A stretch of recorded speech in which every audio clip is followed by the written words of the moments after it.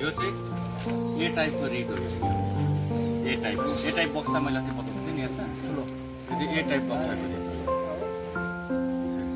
अनि तपाईँ टाइप भनेको सानो सानो अलिक सानो मैले तपाईँलाई बक्सा देखाउँछु त्यो घरमै बनाएको यो सबै मैले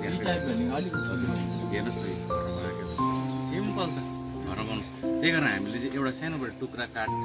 भिडियो भने पनि घरमै लिएर जाउँ है भन्ने त्यसरी बनाउँछ यो त बाक्लै ल्याउन पनि भइहाल्यो नि हजुर एकदम सिस्टम राम्रो छ यसरी सफा गर्नु चाहिँ यो सब माटै हो अब यसलाई मौरी त्यही त मैले अस्ति भनेको हेभी मौरी पोलिनी छ भने त्यसले आफैसँग गरिहाल्छ पोलिनी कम्ती छ भने यो गाईको माटो होइन जङ्गलकै माटो हो यो खाने भने गोबर माटो र यसको के भन्छ गोरा टक्कै हेर्नुहोस् है यसरी टक्कै मिल्ने यो चाहिँ उयो चाहिँ फेरि बी टाइपको बक्स छ बिर्छ त्यो चाहिँ इँटाको है त्यो चाहिँ इँटा हो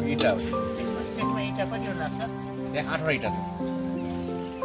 मुनि प्लेट चाहिँ भाइ इँटै हो यो मुनिको चाहिँ सिमेन्ट हो यो मुनिको सिमेन्टै हो